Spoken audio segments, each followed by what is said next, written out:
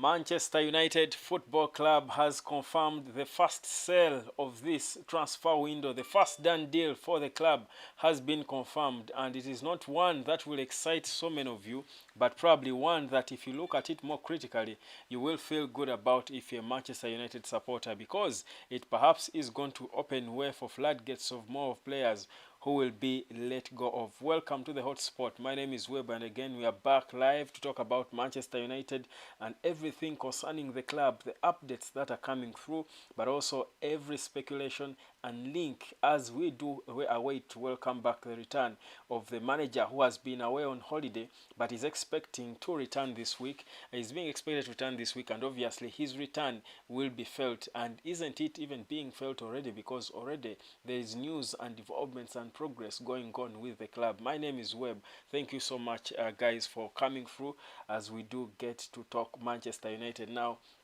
There is a lot that is going on around the club. Of course, the takeover and speculations around it are still ongoing. We will get some updates about that, about the takeover. It seems it's deliberate that the takeover talk has been silent, but it is getting back this week slowly but surely. But the latest news concerning United is that the club has let go of the first player to be sold under Erik Ten Hag this summer, a one little known Zidane Iqbal. He's a British born but plays for Iraq. He chose to play for Iraq as the national team. He's not been really a senior player in the team. He's a graduate of the Manchester United Academy. He has been sold for a mere paltry £860,000 per week. Now, of course, I do know and I understand many of you won't care about United selling a player whose fees, the money that he has brought in, we cannot afford to pay Marcus Rashford's wages for 1 month. But if you look at it on the other side, on the flip side of the coin, you feel maybe it shows you that there is work now going on at the club. I told you earlier that Erik Ten Hag returned from holiday and he's getting down to business, and the plan now is for Ten Hag to invoke plan B, and plan B means you've got to sell if you're going to buy players. Now, what do you think about that? What's your opinion about that? Slide into the comment section and give me your opinion, ask questions, and let's interact about this, because United is back in the headlines. Erik Ten Hag is back from holiday, back to work. Of course, there's already talk coming in. The earlier video I posted you is that he has directed the club to proceed and make an initial bid for the Atalanta forward, that is Rasmus Højlund. We're expecting that bid to be tabled later today. I think he has felt the pressure coming through from teams like Arsenal, who are about to finalize about 4 players. They have had a second record bid for Declan Rice rejected by West Ham United. They have had their bid for Kai Havertz.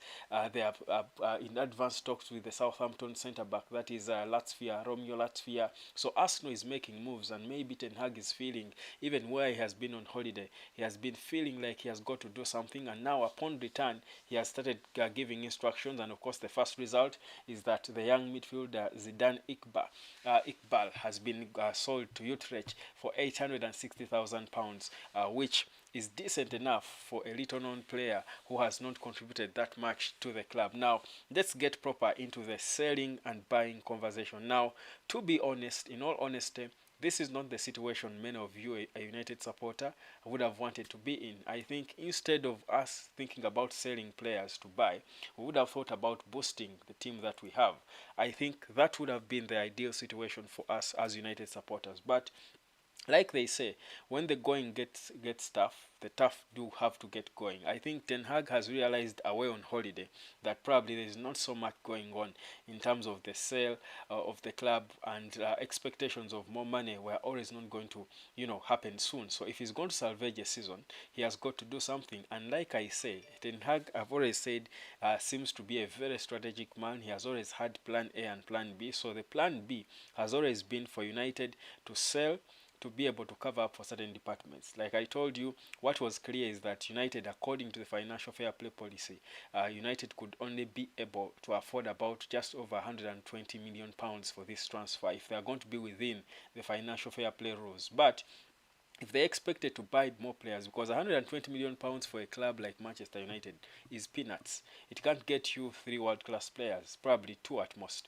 Because if a player like Kai Havertz goes for 60 million pounds, it shows you how expensive players are. Now, United has got to sort nearly all departments of the pitch. So certainly, that money, 120 million pounds, is nothing if United is going to solve their problems and compete with Manchester City. So Ten Hag has always felt if we do get a new owner at the club, he will come in, maybe clear the debt, Sheikh Jassim, clear the debt, and maybe be able to top up on the 120 million and maybe avail a cool 200 or 250 million. Maybe that's a bigger budget for him to work with and solve the problems for the club.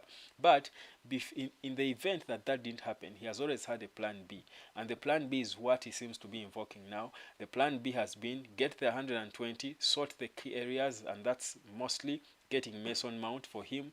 The attacking midfield position has always been important for him to get a backup for Christian Eriksen, who was clearly out of sorts, and of course Bruno Fernandes, but also get a striker. Now that is why you see United has already made a bid for Mason Mount, and now he has directed and told his team to start putting together a bid for the striker, that is Rasmus Højlund. Already he has made decisions, moved on from Victor Osimhen and Harry Kane. Now, when it comes to the other departments that United has got to sort, the plan has always been, if we don't get the money to boost what we have, we are going to invoke another plan, and that is selling players to buy others. And that's why already you're seeing this young boy going.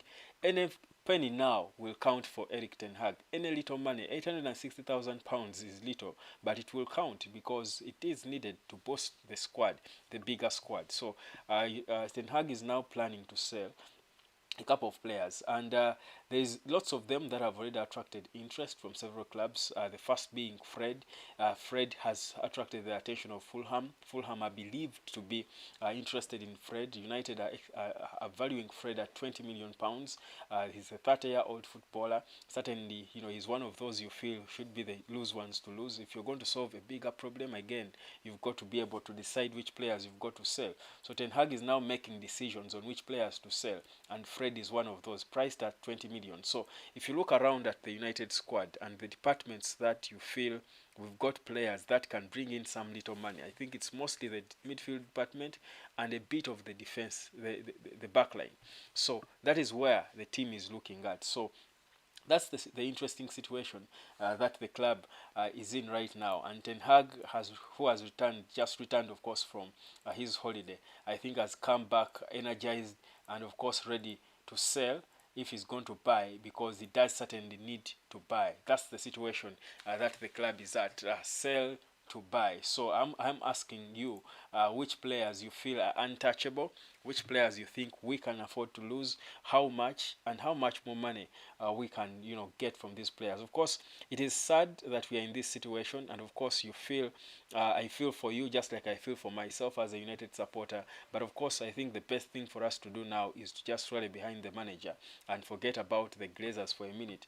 Rally behind the manager so that we do try to salvage a season, because like United we've always been, we never just give up like that, because Man City is signing Kovacic and all other players they have been thinking of. Arsenal is moving fast to sign players.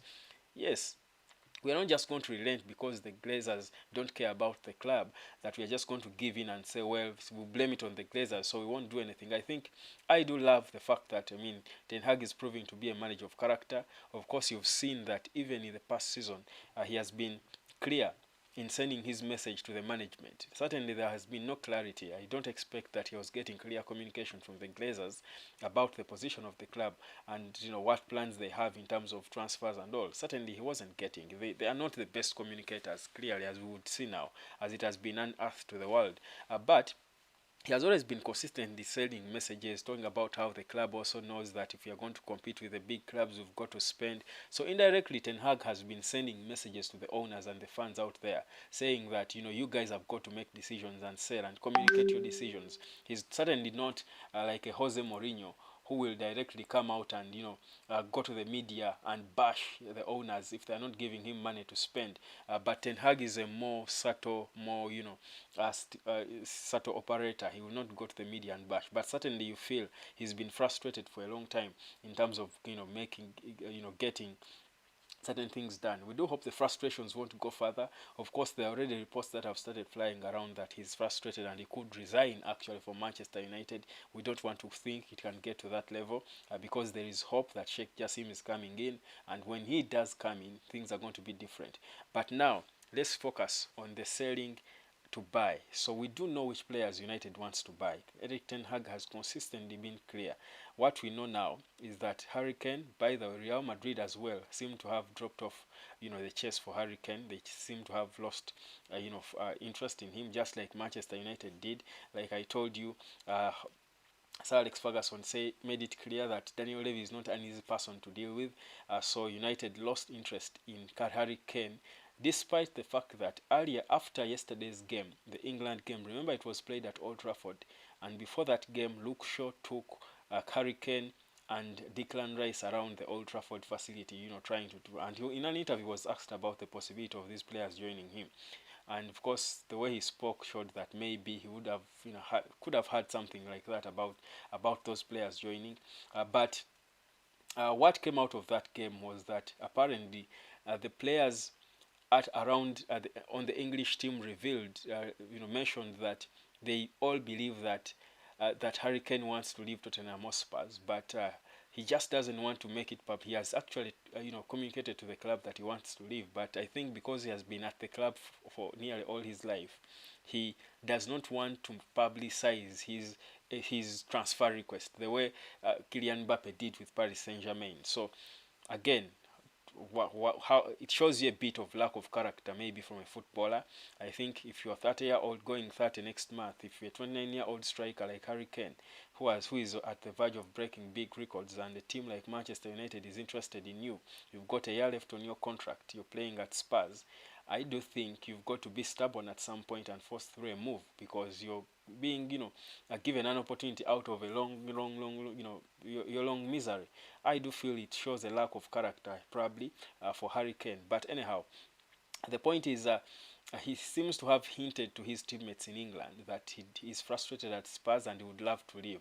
But nonetheless, Manchester United, as it is now, they wouldn't afford to buy Harry Kane, knowing how pricey Tottenham players are, how expensive Daniel Levy will always, sell his players. But also the fact that he doesn't even want to sell to a Premier League rival, he doesn't communicate. So already United have pulled back in terms of their interest for Harry Kane. Victor Osimhen, so expensive. Unless we get the Sheikh Jassim money, you don't think we are going to blow 120 million pounds on one player. Whereas the striking department is the biggest issue for Man United. I think that's not, the way you'd manage, that kind of budget. So what Ten Hag is doing, like I said, he has always known his plan, known if we don't get the money to buy the A players, the top priority of players, these are the players we're looking at, and that's why now United is focused on those. So there was, of course, Kim Min-jae, with whom we were slow, but Bayern jumped on and took the lead.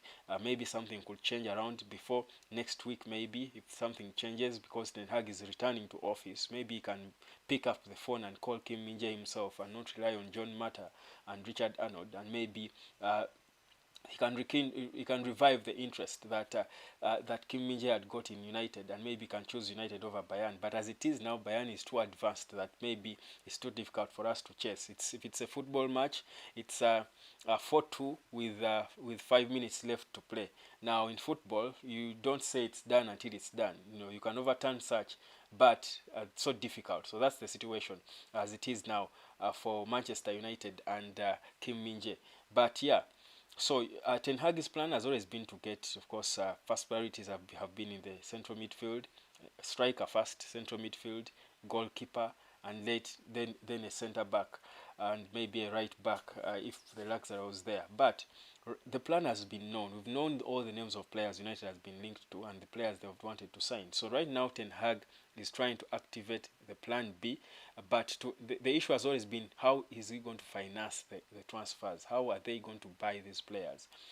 With the low budget they have, what extra money can they get? So he did not exactly want to sell certain players, and in this particular situation you would understand. Of course, in past times I would not clearly understand why United will always take long to hold on to players. For example, I would never have understood why a player like Phil Jones has been playing for United for I've forgotten when Phil Jones last kicked a ball for Manchester United, but somehow he's been around and he was only released recently. So United, unlike other clubs, United has a certain calmness and loyalty level. I think United wants to be more loyal to the players than I think the players should be to the to it, which I don't know whether it works in the modern game today. I think you've got to be brutal to a certain extent. United does not exactly want to be so brutal to their players. That's why players, sign big wages, have contracts yet they are not playing, but are having big, hefty contracts. So that's the leniency, how lenient United is lately, and I don't think that makes a lot of sense. But anyhow, so before, I wouldn't have understood why certain players would stay that long, but for now I would understand given the uncertainty we are in. You don't want to release so many players unless you're sure of what's going to be happening. So Ten Hag, well, as it is now, he has been forced into that situation that well, whereas he wouldn't have wanted to release maybe players like Fred, Scott McTominay and all, maybe now there is no option because he needs money to get better players. So that's the situation we are in. So let's talk about which players you think should be leaving. So the first player, of course, that everyone I do believe wants to leave is the captain. That is Harry Maguire. Ebonila is here saying, I think Holland and Goncalo can be ideal for us at a sum of 98 million pounds. Well, okay, Holland. Like I said, United is preparing a bid for Hoyland. I think they have woken up after almost failing out on Kim Min-jae, which is almost a given now, and also what we've how seeing other clubs making moves. So United seems to have resurrected, and now they are planning to make bids. So Hoyland, yeah, Hoyland is a signing for the future. I don't think it's exactly immediate. Never mind him having scored that goal last night as his Denmark did draw against Slovenia 1-0. I think I don't think he's sort of an immediate solution to our issues. I do think it's more of a long-term solution than an immediate one. Now, of course, you talk of Goncalo, who I think is a good player. He's a decent footballer, but I would feel like he's also in the same situation as Hoyland. I don't think he's also a proven. You don't think you play for Benfica. He's young. Yes, he played. That's Goncalo Ramos. Yes, he's a young, good forward, and of course, I don't think he would solve the problem we have. He would not be an immediate solution. Even if we signed both of them, for me, it's not an issue of the quantity. It's more of and the price, them being affordable. I think we need the manager has always said, Ten Hag, he wants to get a top world class striker and a younger one to learn from them. So both, if we bring the two of those, I think we would be solving one of the problems. Like we are getting two younger strikers to learn, but then the question would be, who are they going to learn from? Certainly not Marcus Rashford. Rashford, we saw in the England game clearly, Rashford is better playing from the left. So he's not a target nine. There is nothing for a natural number nine to learn from Rashford. So they need a senior striker who they can learn from. So for me, yes, whereas they are affordable and they are both good, promising players, I think if we have to make a decision, we need to sign one of the two. That's Hoyland and Goncalo Ramos. Most probably it's going to be Hoyland. I love the fact that he's left-footed. I feel like it's an advantage. So I think for me, let's sign Hoyland and then hope that we can get the funds now to sign another better striker than Hoyland. We don't sign Hoyland and a striker who is close to him or a striker he's better than. I think we need to sign Hoyland with a striker who is far better than him, so that the pressure is not on Hoyland because he's not the finished article yet. That's my honest opinion. So I don't think it would be good business for us getting the little money we have now, and spending it on Goncalo Ramos and Rasmus Hoyland. I think that would be bad business. Let's try get the money, negotiate for as little as we can, try to talk Atalanta back into their senses to forget about overpricing a player who could not even afford to consistently start for Atalanta in Italy, to go for 70 million euros. That's absurd. It can't happen. So let's try to get them to get to their senses and accept, let's say, at most 35 million pounds or 40, and then let's then try to find funds to top up on what we have and get a world-class striker who is ready to come in and bang in the goals. So for me, that's what I think. So Ebonila, that's my opinion. But now, yes, going back to the issue of selling. Now, to finance our transfers now, we are left in a situation where we might have to sell, and that is the good. That's the the plan B that Erik Ten Hag has always had, and that's where I'm seeing Omo Moses here saying, "Hello, good evening. Any latest news?" Yes, two latest updates. First of all, the good one is that Erik Ten Hag has come out and, of course, told his team to prepare a bid for Rasmus Højlund. So soon we will be tabling a bid. I don't expect that we are going to be missing out on Højlund, to be honest. We might be failed by the club failing to come down to reasonable figures in terms of their valuation of the player. But I don't think United will fail this time around. I don't think we are going to have a Bayern or whichever other club coming out to hijack our player. So for me, that's what I think. But also, the other story is that United has made the first, sale. That is the young Zidane Iqbal, the midfielder, who has not been on has been in the senior team, of course, but not a player, a starter in the team.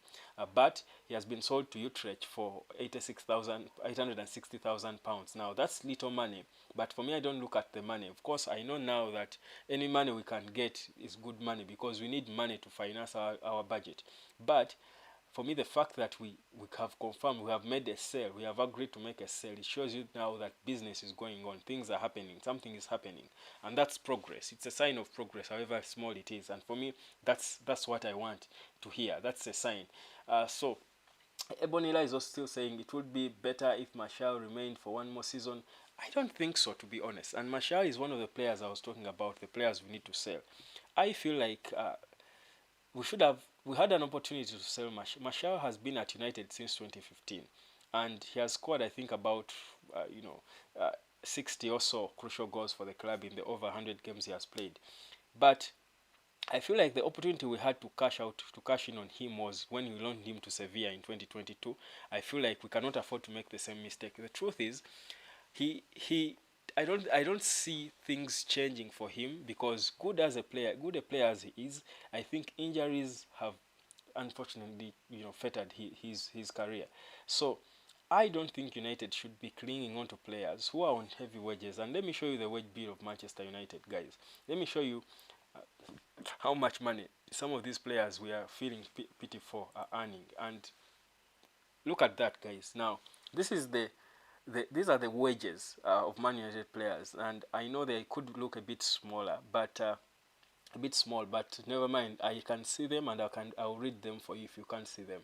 So David De Gea is our top, the highest earner, earning £375,000 per week. Now soon he's going to be replaced by Marcus Rashford. Jadon Sancho is the second earner, highest earner, earning £350,000 per week. Rafael Varane, who is for the most time sick, yes, an important player, of course. I'm not complaining because he has earned the right to earn all that money, I think, because of his pedigree, because of how he came in, and of course what he gives us when he's fit. So there is no doubt about him. He's a World Cup winner and all.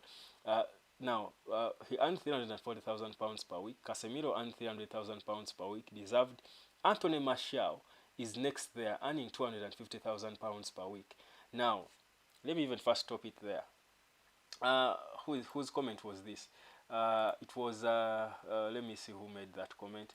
It was Ebonila, who is saying it would be better if Martial remained for one more season. Now, imagine Anthony Martial can barely start 3 games consecutively for the club or play 90 minutes, I think, for an entire season, and is earning £250,000 per week. Do you think we still need to hold on to that player for a year? What change is going to happen? Is he going to all of a sudden miraculously become healed and less injury prone, visit the sick the doctor's room less often? For me, I think we even made a mistake not to sell him when we had a chance, when we loaned him to Sevilla.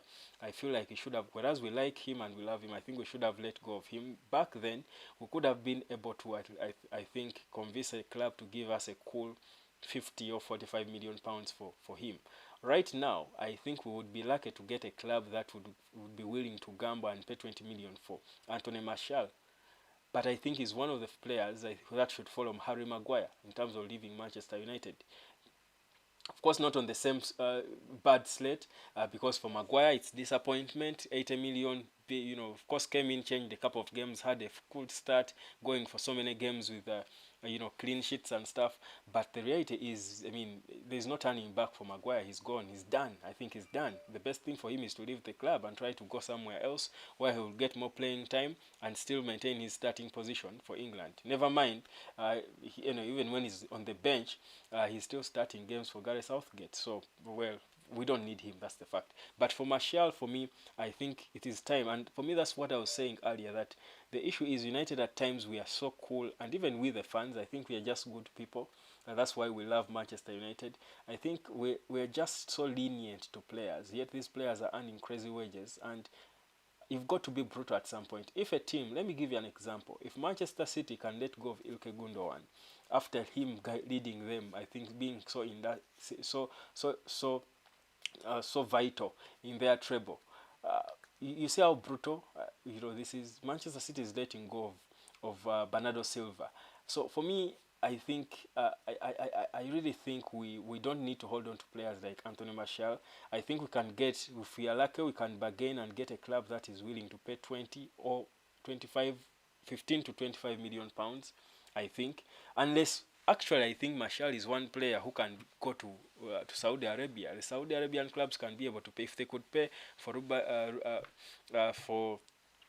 if they could pay for Ruben Neves 50 million euros, probably they can pay 35 billion pounds for Anthony Martial. So for me, I think Martial should go. This is the time he should go. It's unfortunate it didn't work out so well, but I think you can't say he was a flop. Clearly, it's injuries that fettered him, but that's part of the game. It's part of football. So for me, I think Anthony Martial should be leaving. We should be selling him like yesterday, hoping to raise money to buy players that are actually going to come in and try and give us games. Omo Moses. Okay, Bonilla is still saying Osimhen and Ken may need breaking the bank. Yes, that's what I said. I think those two we cannot get on the current budget of 120 million pounds. But if I think those can only come in if the sale happens now, but of course then that cannot be this summer, because certainly you don't think the whole sale process is going to be done really in the next 2 months, the whole complete process, unless something happens and everything is done overnight. But the Glazers seem to want to take their time, and well, at least we know where it's headed. But yeah, for me, I think we don't need right now to go into very expensive players like Osimhen and Ken. In the ideal situation, in the right situation, if we had all the funds and the money, I think we would have wanted to use this summer to sign one of the two. For me, preferably Victor Osimhen. But seeing the circumstances we are in, I think we need to manage what we have, and we can still compete without Osimhen or or Hurricane. I think we can, and maybe when things work out together, we can get maybe another better, even emerging world class striker later on. So for me, we can pause those for now. In any case, the two clubs don't seem to be interested in selling them, but also this window is seeming to be a difficult one, where I think players are going to be overpriced. Now, Omo Moses is saying no, Martial, Fred, yes, Fred is wanted by Fulham. Fulham are interested in Fred. Marco Silva has made it clear, and I think actually his style Fulham would suit his style. To be honest, United values him at 20 million pounds. Now that shows you, if Fred is valued at 20 million, so Scott McTominay will be valued at a little more, maybe, or almost the same. So if Fred can get us a 20 million, which I think we can hold on for, I think that would be fair enough. So Fred is 30, so to be honest, he's not really giving us much more. He's only coming in there to play second fiddle. So I think he can go. De Gea, that's the other. Of course, the club is the one stalling his talks and conversations, but the reality is, I think Ten Hag is frustrated and doesn't want De Gea to stay around. But again, if things don't move, he will end up having to stick with him if he doesn't have the money to finance the purchase of a new goalkeeper. Well, De Gea is not the worst goalkeeper in the world anyway. He was the best goalkeeper in the Premier League just the last season. Yet we are all saying he should be leaving the club. Then Scott McTominay. Yes, Scott McTominay is the other who his contract ends in June of 2025, so he still has a long contract. That's why he's a bit comfortable. When you've got a long contract as a player, certainly you've got the competitive advantage. You've got the advantage over the club. So right now, that's the same thing we are facing with the captain Harry Maguire, that he's got a long contract, and that's why he will say we want to sell him, but he will clearly say and honestly say, well, I don't want to go. But because he knows he has a contract, so if you want to force him out, you've got to pay him out. So that's the situation. So in terms of players that we need to go, of course, he's top. But yeah, I think Scott McTominay, yes, clubs from Italy and Spain have inquired about him. Even a few clubs in the Premier League, I think including Newcastle, that have shown interest in him. He's 26, he's English, so he would certainly have a club wanting him to stay around. But somehow he's also holding out for a bargain and stuff, saying he still wants to stay and fight for a starting position, or he doesn't care how little the minutes he plays because he's an academy boy and all that, and that nonsense. But no, for me, I think Scott McTominay is another player we should be cashing in as part of our plan B, if you are going to go. But and I think we can get about 25 million for him, even at 30, to an extent. You can even bargain for a 30 million pounds. So if we get 20 from Fred, we get let's keep it low. Let's say 25 for Scott McTominay. So that would be 45 million. Then if we get, I'm not going to talk about Maguire, guys. I know you want him out, but his situation is so complicated. I don't think any serious club is even willing to pay Nico for him, a pound for him. So we might be stuck with him or have to pay him to leave if the bad comes to the worst. But yeah, so that's 45 for those two. Then if we can get someone to give us I'll say 25 for Anthony Martial, that would be 45 plus 25, what's that? 45 70, yeah. uh, yeah, that's 70 million. Now remember, we already have a 120 million as our budget now before any player sold. So 70 plus 120, that's close to 200 million, and maybe there that you have reasonable money to come in and solve your big problems. But again, to make our fee, our budget a bit bigger, you've got to sell a good player who can fetch you like a 60 million. So because all the players we are looking at are not players who are going to give you anything more than 30 million. So we need to sell a player who can give us maybe a 45, one individual player giving us a 45 or 40 million. And that would boost our budget so much. And again, Erik Ten Hag would have a bigger budget to play with. So maybe that player could be Jadon Sancho. He was priced at 60 million. Yeah, I wouldn't mind if Sancho left. If we are getting 60 million for him, I think 60 million can change a lot. Actually, 60 million can get us a world-class striker and solve the biggest issue we have. Or we are just top on a little, maybe 20 million and solve that. At 80 million, I think you should be able to get someone world-class. So I think we also need to sell a sort of a fairly big name, a decent name that will attract a decent figure. Then there is Victor Lindelof. I wouldn't want Victor Lindelof to leave, but it seems actually the worst comes to the worst, we could be selling Lindelof, but he has been a good deputy, I think, because of the injury-prone pair. I think he has come in ably well and been able to deputize whenever Lisandro Martinez and Rafael Varane have been injured, and that has been the case for quite some bit this past season. So, but we might end up having to sell him if we are going to get some reasonable money. That's the situation we are in. So it's a difficult situation, and that's why I'm saying it's a situation of the coach being forced into that, and that's a plan B that you wouldn't want to go for. But yeah, that's how hard it's becoming. Momo Privato is saying, I would like Scott McTominay to stay because the just love for United, he can give everything he can for the team.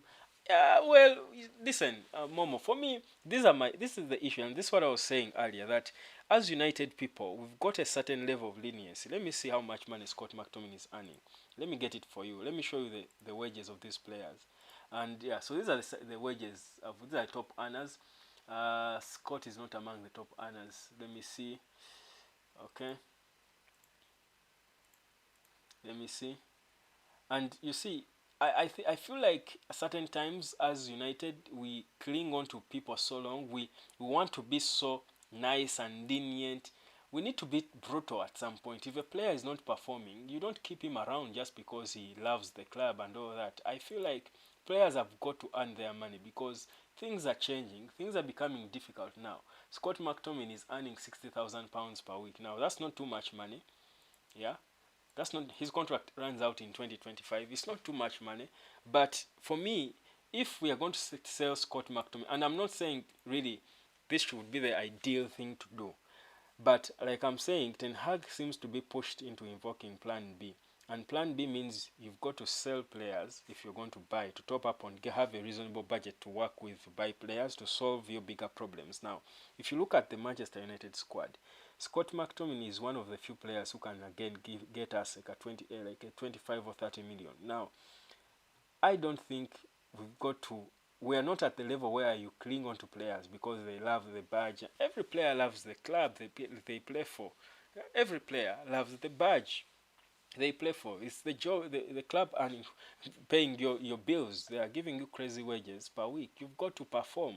Now, Scott McTominay, whereas he's more diverse, I think people will argue will give us more options in the middle of the park, but we can sell him and get players. Imagine if you're going to get 25 million or 30 million from Scott McTominay right now from Newcastle, whichever, and you're going to top on that to be able to get, let's say, Romeo Latvia, who would be solving directly, coming in. He's a young boy of 19, coming in directly from Southampton to solve our holding midfield position problem that we have, because we have no deputy for Casemiro. If Casemiro is injured, we are done. Scott McTominay will be just running circles if he's playing in that role. For me, I feel like we've got to learn now to adapt a thick skin as a club, be more brutal to these players, make decisions. If players are not performing, let's not hide in the, behind curtains of players loving the badge and all that. I feel like that is what is keeping mediocre players at Man United. And unfortunately, back then you would afford to have the luxury to have mediocre players around and perform. But lately, we've seen it can't happen. Look at a team like Arsenal are willing to let go of Thomas Partey. They are letting go of Granit Xhaka. It shows that they have set their ambitions so high. But Xhaka was one of Arsenal's better players last season. Thomas Partey was one of their better players last season. But they are willing to let go of them to get better. They are bidding for record players like the best players in the world right now. Declan Rice. They had a £90 million bid. That's a record. Rejected. A second one. They are planning to go back with a third one. They are going for players like Moises Caicedo. So we can't be saying we keep around players like Scott McTominay who are not performing just because they love the club. For me, that's the wrong mentality for us to have. So the players who should be staying at United should be players who can come in and match the best clubs in the world. And these are the clubs we face in week and week out. Manchester City, if we are to compare player per player at Manchester City and at Manchester United, honestly, with the Scott McTominays, Fred, Anthony Martial, these players, we are not going to match them in any way. Same with Arsenal. Arsenal is also going to leave us, stretch away, far away from us. So for me, I'm not for that Scott McTominay should stay because he loves the club. I think a player should stay at Manchester United because they are performing, because they are good, because they deliver, because they are good enough to be Manchester United players. That's what I think. Then yes, who is this? Ebonelauke Martial can go, but Fred and Wan-Bissaka, of course Wan-Bissaka is untouchable. I think his transformation and improvement in the last season under Ten Hag, the last half of the season, I think was tremendous. You see a player who is progressing. For me, Wan-Bissaka cannot be touched, I think. Okay, but Fred and Wan-Bissaka, Fred should only stay if we don't get money to buy a holding midfielder. Momo Privato is saying I would like the club to sign Onana. Apparently, by the way, the manager seems to be interested in Onana. I keep saying, and I'll be consistent, I know United never gets it wrong with goalkeepers. It wouldn't be the worst thing for Man United to sign Onana, but for me, he doesn't excite me. That's the honest truth. He doesn't excite me because I think he would give us one good season, at most two, and then what? You don't keep changing around goalkeepers. He has been around for more than a decade, starting in the goal. So before him, the likes of Van der Sar and all these other goalkeepers, uh, Fabian Barthez, you need goalkeepers who are going to give you longevity. I don't think, I don't think Onana will be playing at that level for the next 5 years. I would be surprised if it happened. So for me, that's why I would rather, actually, surprisingly, if it were to choose, my first priority has got to be Diogo Costa. But if I were to choose between Onana and Jordan Pickford, I would go for Pickford. That's me. I'm not excited by Onana. Onana is exciting, you know, in one-offs and stuff, but I don't think it would give us the longevity. Um, Momo Privato is saying, what happened to Dean Henderson? A permanent move to Nottingham Forest have sworn, they have sworn to sign him. They are so much interested in signing him. So I think he's going to join them, by the way. There is no doubt. There is no turning back. They are taking him. So I think that is no doubt. The board, everyone has agreed they do want to sign Dean Henderson permanently. So they will be having him, I do believe. I would love, of course, Ebonela saying the gear out, Mendy or Sanchez in. Well, Mendy is going to be enjoying he's going to be enjoying Saudi money. He's already confirmed he's leaving Chelsea to go to, I think, Al Hilal, I think, in Saudi Arabia. So for Mendy, there is no talk of Mendy. But again, just like Onana, Mendy doesn't excite me. He had one good season, and what happened after that? I feel like that would be the same thing with Onana playing in the Premier League. So again, not excited. Then Ebony La saying the gear. Okay, okay. Omo Moses saying not really. Momo Privato, how about Van de Beek? So Van de Beek again is thank you. Is the other player who I think we should be selling. Let's see how much he's earning. Donny Van de Beek. Let's see his salary. He's earning I think about 120k. Donny Van der Beek. Yes, right on top, £120,000 per week. That's his salary. Manchester United's total wage bill is close to £220 million per year. But if you look at the squad we have, is it worth it? Look at the wages we pay these players, who you're saying we should keep them around because they love the badge and all that stuff. They don't seem to deserve what they earn. We have a big, huge wage bill, but we have players who are not half of players we are seeing at Manchester City or even Arsenal now. Yet Arsenal has got a bunch of just developing players, but they are playing so well. But most of the Arsenal players are earning almost half of what most of our players are earning. So for me, we've got to be brutal. This is the time Erik Ten Hag has got to be brutal and have the players earn the right to play for Manchester United. When will Hoyland bid go in? It's expected to go in this week. That's something top on the agenda. The moment that Erik Ten Hag has returned rather from his holiday, it's one of the first things he wants to be done. Remember, the international break is done. Players are going to break off for a few weeks. Then they will be coming back for the preseason. So the managers who have been off are returning now to start, of course, putting things together for the players to return. So Erik Ten Hag is back from his holiday, just like other managers anyway, not just him. So the bid is expected to be in this week, the first bid. So of course we don't think the first bid United will take, Atalanta will accept. Atalanta is known not to be an easy club to deal with in terms of transfers, by the way. They are not an easy club to deal with. That's a known thing. So it's going to be, I think, a process, just like we are seeing West Ham and Declan Rice and Arsenal. You probably expect to see the same back and forth. But for us, the moment we register our first bid, I think it will be good, because the player himself has made it clear that he wants to play for Manchester United, and that's an important part of this. And the beauty is there are not so many clubs that are focused on him, at least for now.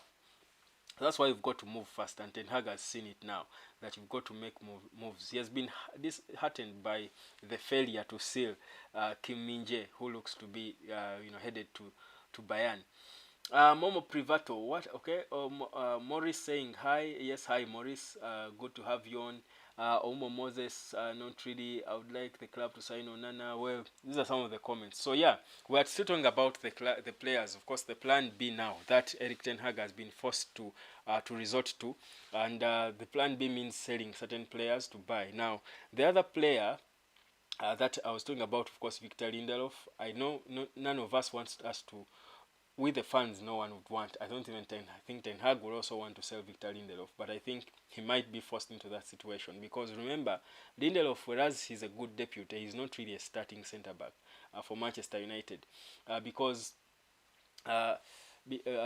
because Ten Hag wants to sign a centre back who is going to be starting games, and because that's the solution he would want, because Varane and Lisandro Martinez are injury prone, especially Varane. So he certainly wants a defender who is going to be starting games, and he's looking at the 25-year-old Axel Disasi from Monaco. By the way, it is believed that United has approached Disasi. They have spoken, but there is no formal bid that has been made with Monaco. There is no contact that has been made with Monaco, because United is not yet decided on who exactly to go for as the backup option when Kim Min-jae fails, because they still hope they can, turn things around and Kim Min-jae will come to United. If that happened, then they will drop the interest in the French defenders. That's Todibo, Jean-Claire Todibo, who I told you about yesterday, and Axel Disasi. So that's what's slowing, and that's the reason why United is yet to approach the club. But also the fact that the money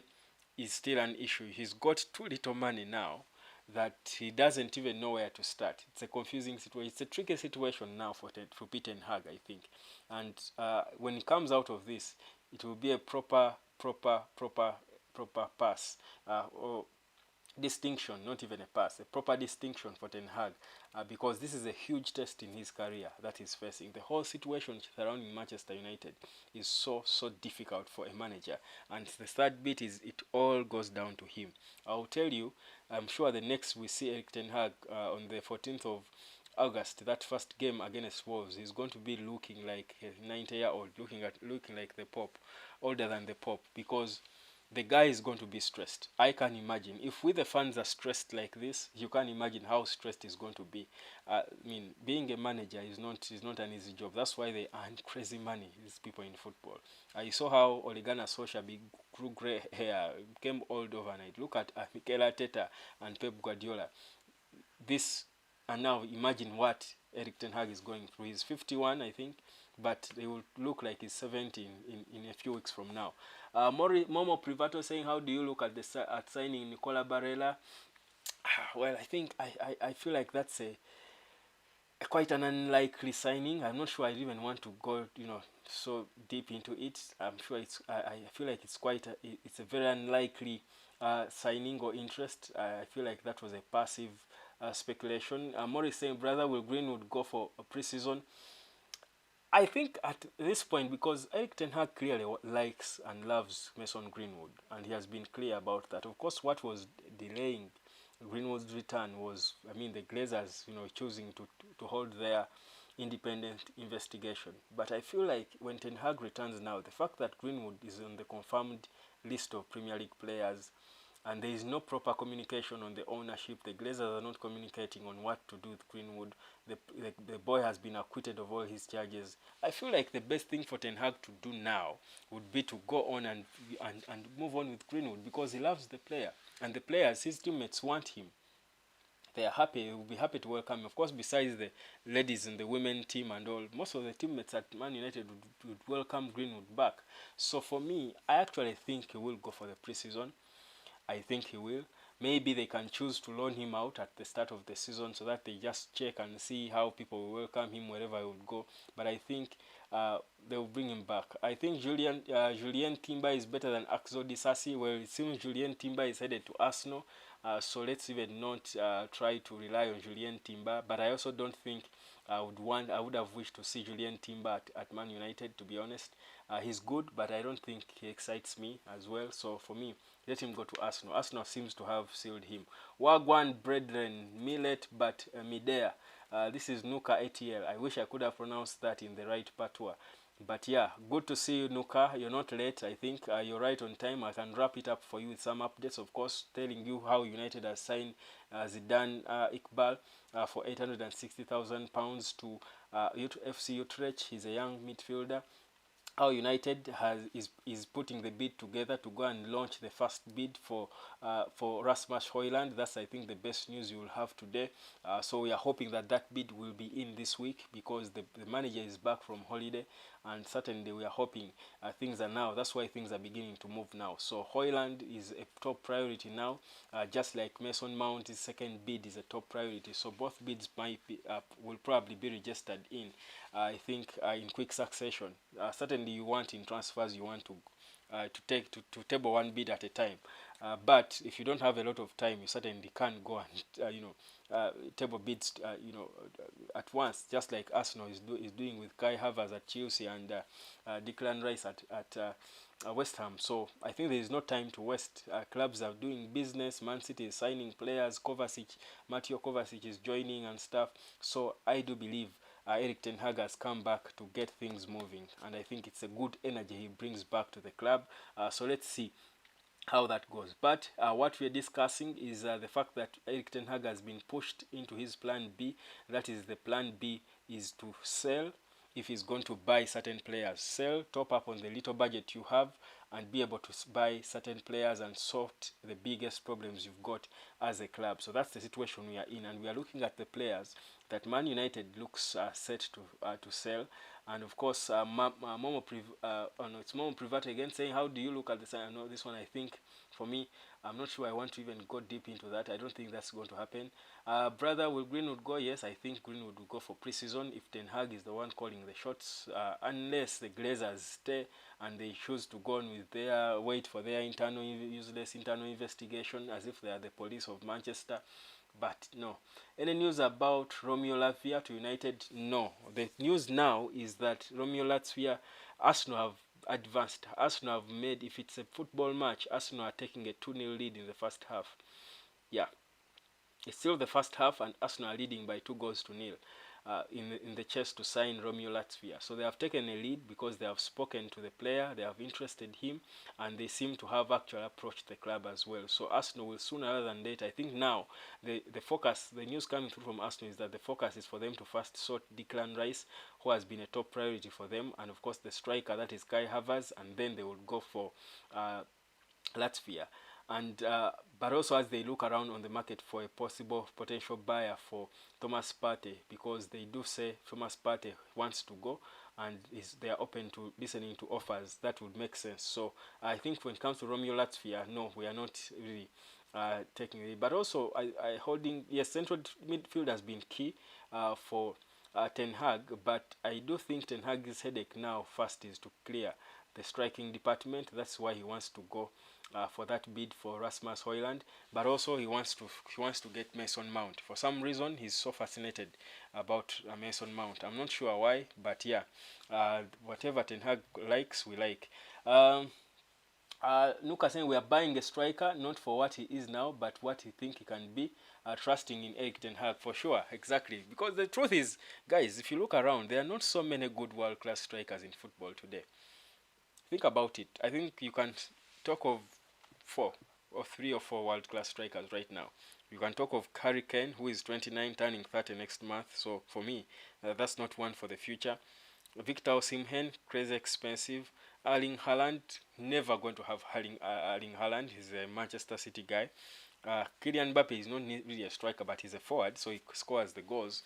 So if you look around, there are not so many world-class strikers, and for me, us focusing on a young, non-proven striker is okay. The issue is how much Atalanta is willing to let him go for. I think they are now being thugs. It's a rip-off. I mean, 60 million, even 60 million euros for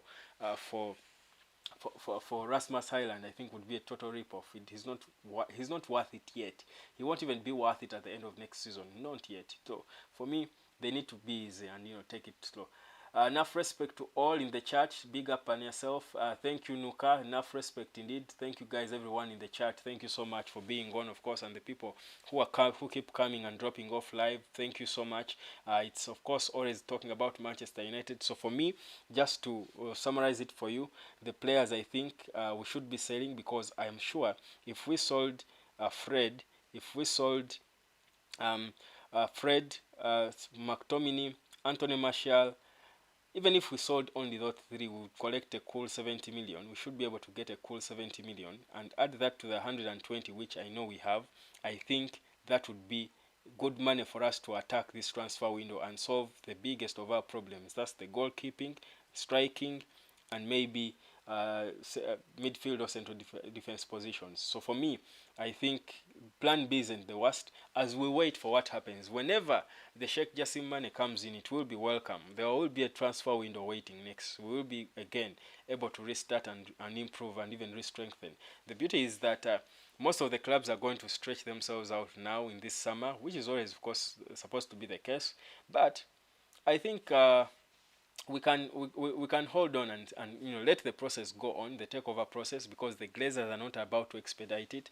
Let it take its time, let it go on, let the process go on. But we can be able to work with what we have to find solutions that are going to give us a decent start to the season. And for me, I haven't lost hope at all, because in Ten Hag, like Nuka ATL said, in Ten Hag we trust.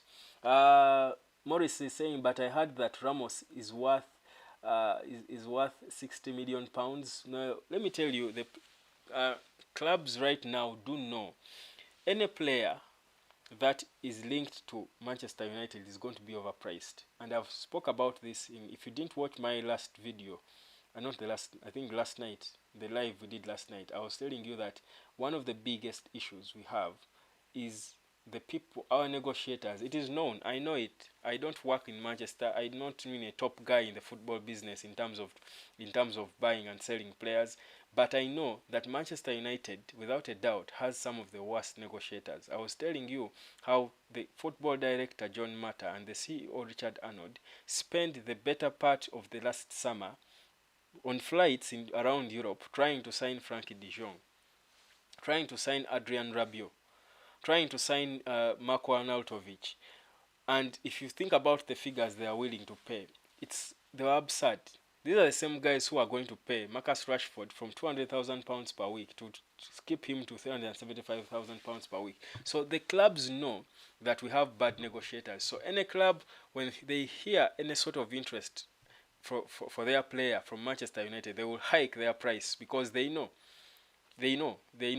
this is a club they can easily rip off. So for me, yeah, Ramos 60 million. That's the report we had, but I don't even think he's a top priority for us. For me, I don't think he is. I think the top priority in terms of strikers is Rasmus Højlund, and that's why United is preparing a bid for him. And before the end of this week, it will be happening. Then Momo Privato is talking of plus that of Dean. Dean Henderson is going to go to Nottingham Forest without a doubt. Nottingham Forest want him badly. The board has accepted that they want to buy Dean Henderson, and for me, I actually want it to be done, because when it's done, I know then that United has got to solve the goalkeeping problem. If Dean Henderson goes, I don't want to look at him as an option for United. Nuka, Web, do you think Erik Ten Hag will get frustrated and possibly leave if this inability to close deals continues? I mean, you can't rule that out. Certainly, I hate to think about it. I hate to even, Nuka, and thank you for that question, Nuka. Guys, to be honest, put yourself in Erik Ten Hag's shoes. You've come to a club that has struggled to find balance in the past years since the legend Sir Alex Ferguson left. They have brought all profiles of managers. You've come in, and in 12 months you've been able to make the entire Manchester United faithful believe again. You've done what Ten Hag did, the way he did it, working with people who are clueless about football. Like I keep telling you, the people around him managing the game, managing the club, are nearly clueless. Maybe Fletcher might be the one of the few who have an idea about the game, but you're largely people you work with know nothing about football. But you're able to do what Ten Hag did: win the Carabao Cup, get Man United to win back to winning trophies again, reach the FA Cup semi-final, or rather final, give Manchester City a run for their money in that final, finish third in the Premier League convincingly. Certainly, you feel entitled as a manager. You've announced your arrival, so you can't be there, you know, going on back and forth, with the Glazers who are giving you headache, who don't make decisions, who don't communicate. And for me, that's where the biggest problem is. Clearly, these guys are not communicating with Erik Ten Hag. They can refuse to communicate with us, but they should be communicating with Erik Ten Hag. He deserves to know, because when the season starts, all the media are going to be focusing all questions. Now, in the event that the season starts before the takeover is completed, all the media are going to be pointing questions to Erik Ten Hag. No Glazer is going to be there. John Mata, the football director, won't be there. Richard Arnold, the CEO, won't be there. All questions are going to be directed at Erik Ten Hag. So he deserves, he's entitled to information. So if you think about all that, it is frustrating. And for me, and also the expectations of the fans, also seeing what other clubs are doing, how they are improving themselves. So you had built something, and then you start into a season, you go into a season looking at your team, and maybe he will go in on the preseason, he will feel good enough. We are going to play Arsenal in the preseason. Probably he will feel like, I mean, the gulf in class is huge. It is frustrating. So for me, I wouldn't be surprised if this went on for so long. Erik Ten Hag would call it quits. And like I said, I don't think he's a desperate manager, because the situation at Manchester United now can actually make him look like a bad manager, and it can cost his career. In terms of management, he's a young manager. He's a young manager still building his career. This is the biggest club he's managed, and in 12 months he has proved that he can actually handle the big clubs. So if he left right now, I think it would be the hottest cake in terms of management. Real Madrid probably could be jostling for him, because they are going to lose Carlo Ancelotti to Brazil.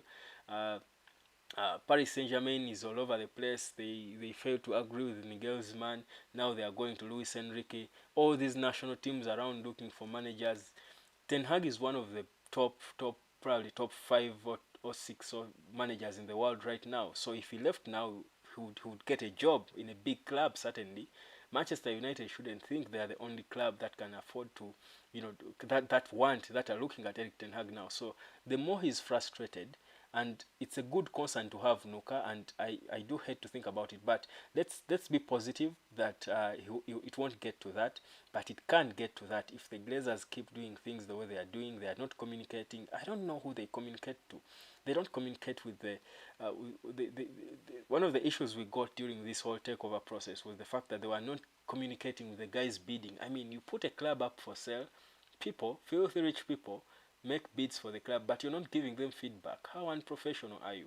You have a manager doing things, struggling with the club, so the man is carrying the whole load. When he came in at Manchester United, Ten Hag, he's the club CEO and football director handed over most of the authority, their load to him. So you can imagine, the man has a lot of weight, but he's not supported by the people around him. What do you expect?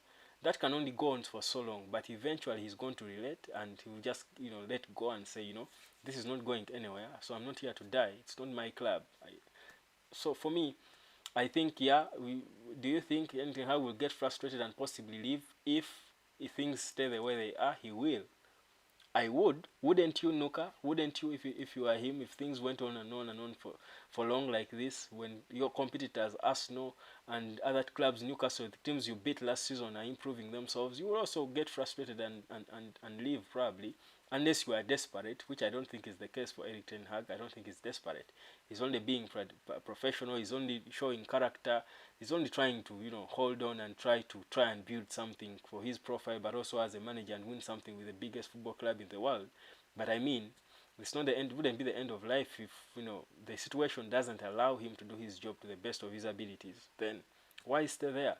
So that's the precarious situation we are in, and it's sad, but yeah, blame it on the Glazers, like we keep saying, blame it on the Glazers.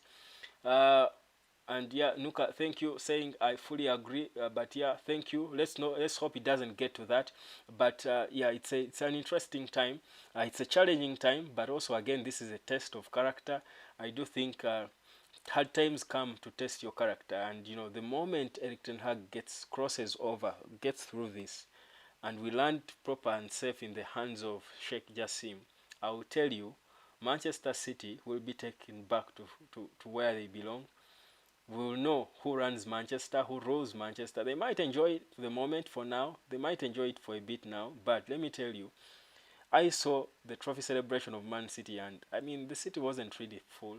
I mean, no hard feelings, no hard. I'm just being honest. I saw gaps and spaces. Let United beat. I mean, unfortunately, the copyright laws wouldn't allow me. I would show you how the streets of Manchester were when we won the treble in 1999. So, yeah, Ten Hag can get us there when Sheikh Jassim finally comes in. But for now, let's push and see that he stays around and try to hold the ship, because we do need him. No manager, if Ten Hag left right now, no high profile manager would want to fall into that mix.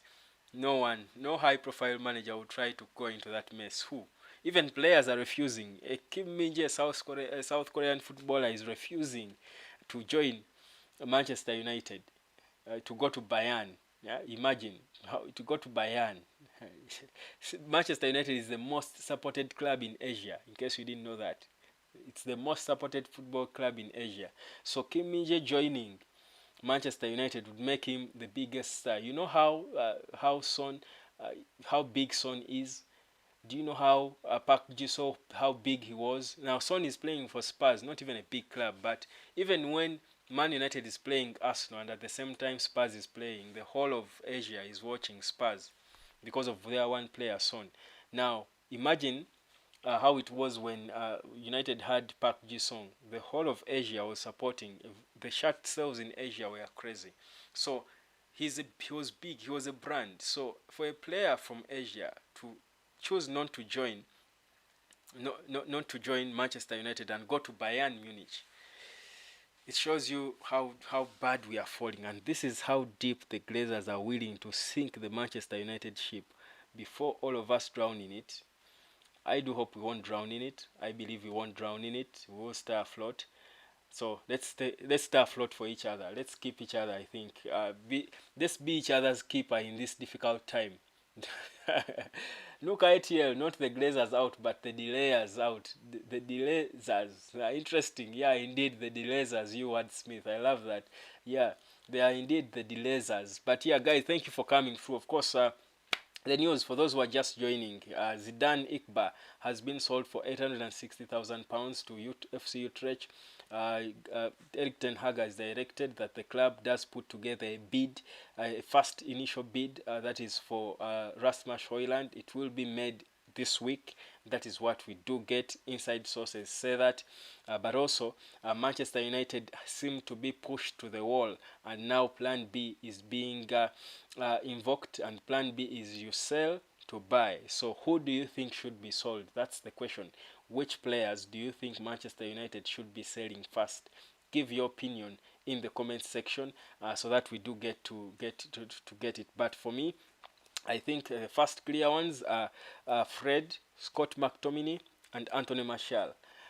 Then Donny van de Beek, by the way, as well. He can't be cashed out. He can't be sold. Not that I don't like Donny, but I don't think there is any. I don't think anyone is paying attention. There is no focus on him. There is no. I mean, you feel a manager can concentrate on a certain player if they really want them to revive their careers and all. I don't think Erik Ten Hag really cares about Donny van de Beek. Never mind them being countrymates. I don't think so. So I think the best thing for Donny would be to leave. He also wants to leave and play more football. He's a talented footballer. He should be playing more minutes. So I like that. I like that he has the character and the desire to be playing games. Not these Scott McTominays who say I want to stay and because I love the badge, even if I'm playing 2 minutes in a weekend. That's nonsense. You should be the character of a Man United player should be to play, to compete. You want to play every minute of the game. That's the character of a champion. So for me, those four can go. Of course, Maguire is number one, but the issue is no one seems to want to take Maguire. I don't think if any of us here own the club, we would want to bid for Maguire. I'm surprised that not even a Saudi Arabian club has flattered Maguire.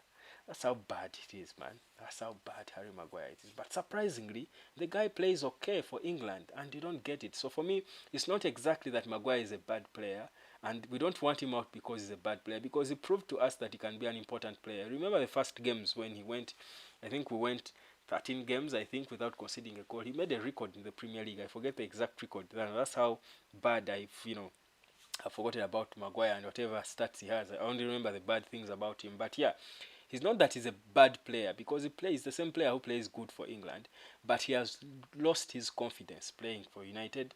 Even his teammates must have lost confidence in him, and that's all you need as a footballer. And he's a captain. He was signed for a lot of money. He's a Premier League winner. So everything at United is wrong for him. The pressure, the lack of trust. So you see the mistakes he makes are not because he's a bad footballer, but because this is a player who is playing the game, but his mind is all over the place, thinking of what people in the stands are thinking about him. What are they going to say? Am I going to make a mistake? So he's not himself. So the best thing for such a player should be to leave. That's the same case with David De Gea. The David De Gea's concentration levels dropped down because he also knows that he has lost the trust and love from the fans. So for a player like that, the best thing is to move on. You see, they say in life the hardest thing is knowing when to move on. I think if we can help, let's help De Gea and Maguire know that the best thing for them, this is the right time for them to move on. That's the not because they are bad footballers, they're not bad players, but the circumstances around don't would not allow them to flourish, to perform to their best if they stayed around one more season. That's for me my honest opinion. I love David De Gea. I love De Gea with my heart, but the situation has run out of hand for him, and he just has to leave to go and find seek a fresh challenge, and I think maybe resurrect his career because he's only 32. I mean, for a goalkeeper, that's a baby. He's young, but at United, you don't think he'll get his confidence back. No, no, no. He has lost the trust. Even the manager doesn't trust him. Even the manager doesn't seem to want him around. So what exactly is he doing? What is he holding on to? So for me, that's my honest opinion. But yeah, guys, thank you so much. I do believe I've been here for more than an hour, 1 hour and 10 minutes. I think we've got to wrap this up. But yeah, just drop your comments one more time. If you haven't subscribed, guys, go on and subscribe. Please share on the links and stuff. Let people enjoy our videos. Let people love our club. Let people get to know more about our club because there is a lot to talk about United. Even when we are not signing players yet, there is a lot for us to talk about the big club, and that's why I keep saying we are the biggest football club in the world, and I've got to rub that in everyone's face. If you don't want to hear it, I'm sorry.